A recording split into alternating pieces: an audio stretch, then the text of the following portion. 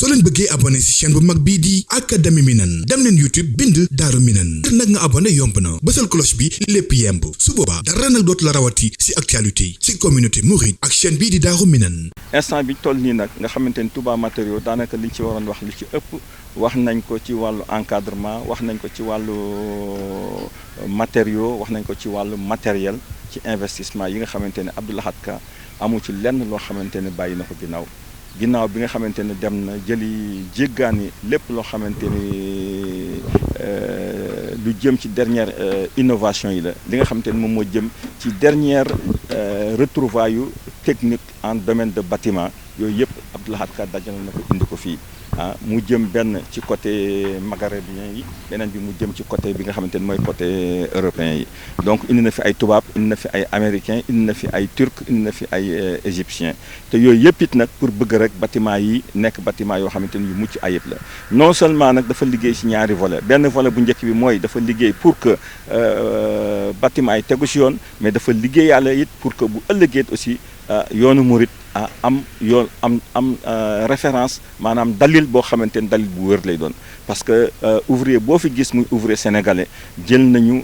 kenn wala ñaari ouvrier yoo xamante ni étranger lañu boole ko ak ñoom ñu boole seen xam-xamu bopp bi nga xamante ni dañ ko nàmpe fii Sénégal ba pare boole ko it aussi di koy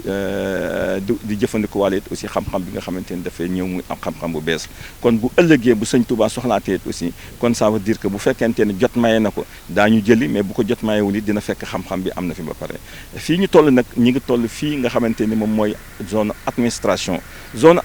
bi nag maa ngi nii sama ci ginnaaw bâtiment bi nga xamante ni moom la ñuy wax rectorat bi nag mooy administration wu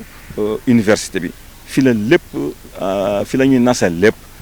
rectorat bi bâtiment la boo xamante ni mi ngi toll ci 2500 mètres carrés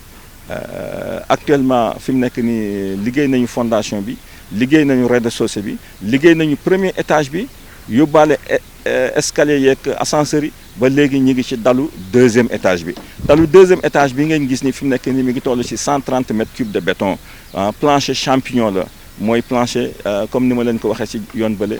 ci dernière innovation yi la donc au lieu ñu def poto poutre dal dañoo def rek poto dal ça veut dire que donc dafay am benn technicité buy dugg ci biir ak ay calcul yoo xamante ne bureau d'étude bureau de contrôle yëpp def nañ ko ak techniciens yi nga xamante ne ñu ngi sur place di ko vérifier jour au jour le jour actuellement dal champignon bi 1er juin bi nga xamante ne mi ngi toll ci 40 mètres cubes coulé nañ ko ba pare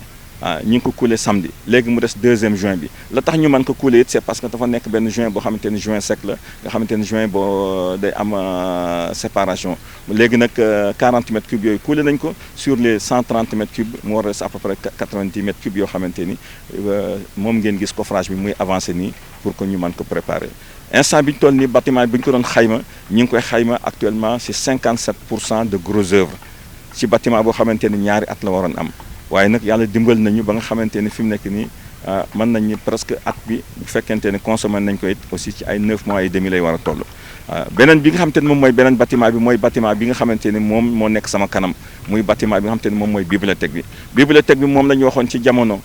que ni bibliothèque bi nekk na bâtiment boo xamante ni rien que fondation moom daanaka lépp loo xamante ni béton la boo ko xaymaa ci benn bâtiment bibliothèque bi lekk na lu toll noonu ci fondation bi parce que radier général la boo xamante ni wax nañ ci ay jamono mi ngi tolloon ci 60 centimètres d'épaisseur yoo xamante ni dafa am ay fer de 12 croisés en 15 centimètres premier lit am ay renfort ba pare am deuxième lit ay fer de 15 centimètres croisés tolloon ci 130 tonnes de fer ci radier bi nekkoon 1475 mètres cubes de béton or que bâtiment simple da ngay gis bâtiment simple boo xamante ni ay dafa nekk ci béton yëpp ci ay 900 kilos lay toll mais nag yooyu yëpp it nag la nga xamante ni moo ñu ci dimbali mooy toujours Abdou Lahad Ka rek ki nga xamante ni moom wóor na ko ni comme sëñ Mountakha daf ko wóolu mu ni nag moom kóolute googu dina ko wane ba mu mat sëkk moo tax def na ci université bi loo xamante ni mësu koo def ci benn chantier maanaam jël ay investissement yoo xamante ni ba pare jël temps am matin midi soir heure boo yaakaar rek Abdou Lahad Ka mi ngi ci chantier bi amu fi lenn loo xamante ni nit mën na ko yëkkati def ko te du ko xam wala du ko yëg parce que balaa nga koy def rek sa commande day ñëw fekk moom di ko jox maanaam papier commande bi fekk moom matériel bi indil na la ko ba pare boo waxee lii nag mun la parce que jiitu naa la ginnaaw bu loolu weesoo muy bibliothèque bi actuellement fi mu nekk nii romb nañu cadre fondation bi actuellement poteaux yi nga xamante ne mi ngi nekkoon 103 poteaux waroon toll à peu près ci 198 mètres cubes coulé nañ ko ba pare voile yi nga xamante ne moom mooy voile périphérique yi nga xamante ni lépp béton armé la moom it actuellement fi mu toll nii coulé nañ ko ba 75%. voile yi ñoom mi ngi war a jël 198 mètres cubes ñu war a enchaîner léegi maintenant plancher yi plancher bi nga xamante ni mooy plancher au sous-sol bi moom mi ngi war a jël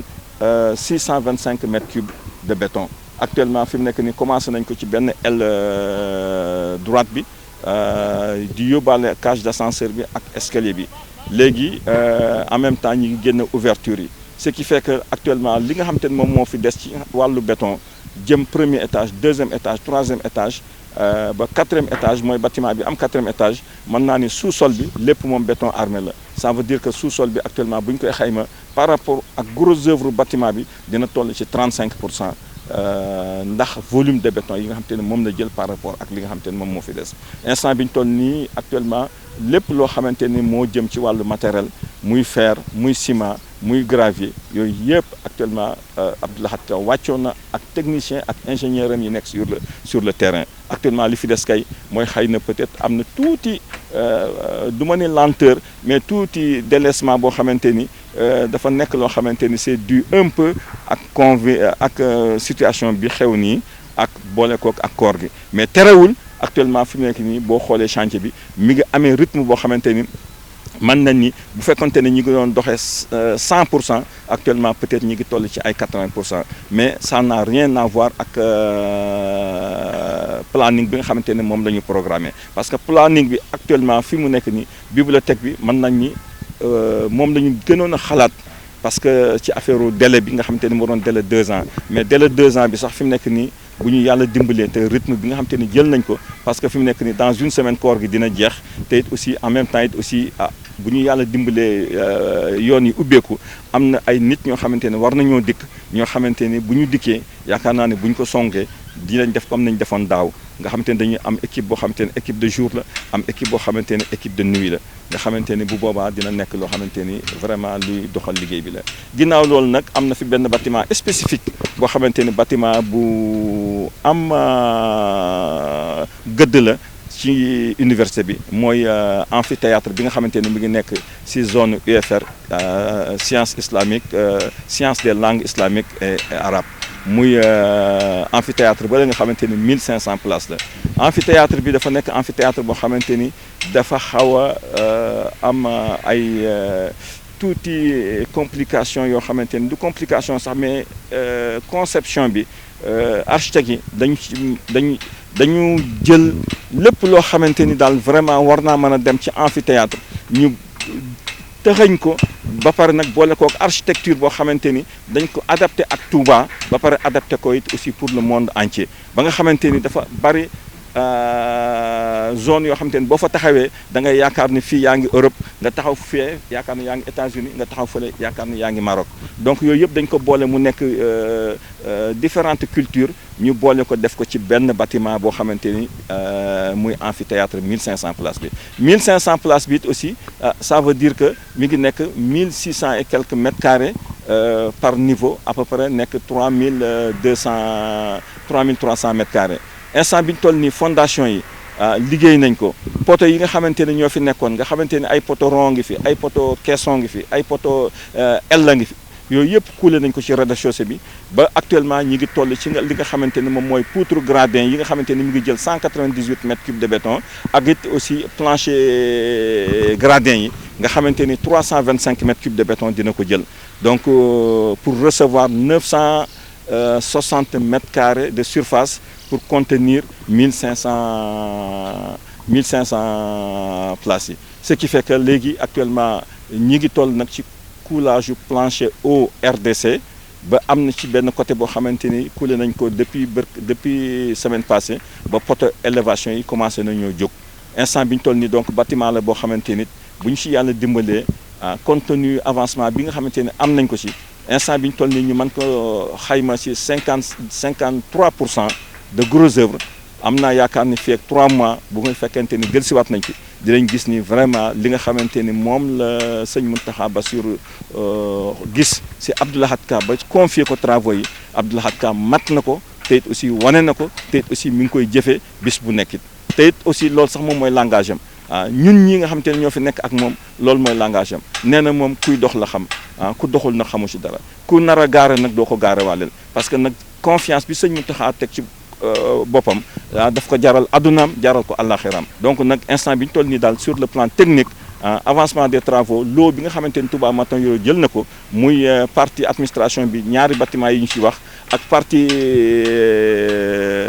majalis bi nga xamante ne ñetti bâtiment la ñaari bâtiment centre salle d'étude yoo xamante ni benn bi 2400 mètres carrés bi la benn bi 4800 mètres carrés ak restaurant bi nga xamante ni mi ngi def 400 mètres carrés plus maintenant nag UFR sciences islamiques sciences des langues islamiques et arabes nga xamante ni moom it ñeenti bâtiment la ci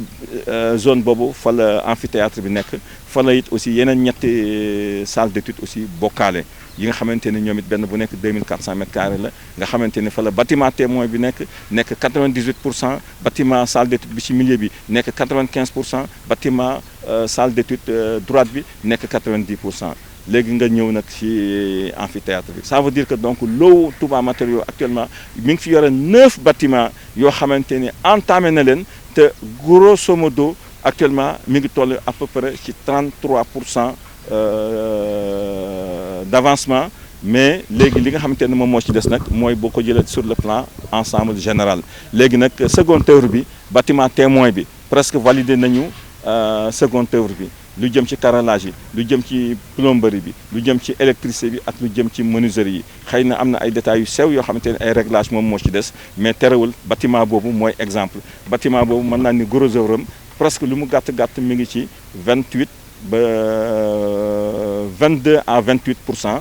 de pourcentage parce que dafa des tuuti calcul boo xamante ne dañ ko ci war a def te loolu boo ko xoolee bâtiment boobu bu paree ba ñu valider bâtiment bi le reste yëpp copier coller lay doon en seconde œuvre. li nga xamante ne moom laay tëjee rek en conclusion grosso modo donc liggéey bi noonu la demee mais li nga xamante ni moom moo fi des moom mooy côté social bi nga xamante ni wax dëgg yàlla ak situation bi dëkk bi toll terewul Abdou Lahad Ka wax dëgg yàlla mi ngi góorgóorlu kemtalaay kartaan ndaxam nag li ñu naan fas lu mu daw nga laabali ndaxam nag it aussi nit it aussi lu mu liggéey it aussi foog nga conseiller ko foog nga encadrer ko mais terewul Abdou Lahad Ka instant bi ñu toll nii mi ngi continuer lam daan def bi nga xamante ni situation dëkk bi xewagul woon maanaam di fay chaque 15 jours instant bi ñu toll nii chaque 15 jours mu fay personnel am dem na ba nga xamante ni personnel bi mu daan fay par fin du mois it aussi dem na ba nga xamante ni instant bi ñu toll nii dem na ba trouver waat ay mesures d'accompagnement yoo xamante ni da leen di dimbali parce que da ci am ñoo xamante ni dëkkuñu Touba te it aussi ñu ngi fi donc sur ce plan moom vraiment muy côté social ñu ngi ko ci sant di ko gërëm te it di sant Touba Daaru Minam mi nga xamante ni ñoom ñoo tax ñu mën leen a diffuser li xew ci chantier bi wasalaam. soo leen bëggee abonné ci chaîne bu mag bii di Académie Minane dem leen YouTube bind Daaru Minane ngir nag nga abonné yomb na bësal cloche bi lépp yemb su boobaa dara nag dootu la rawati ci actualité ci communauté mouride ak chaîne bii di Daaru Minane.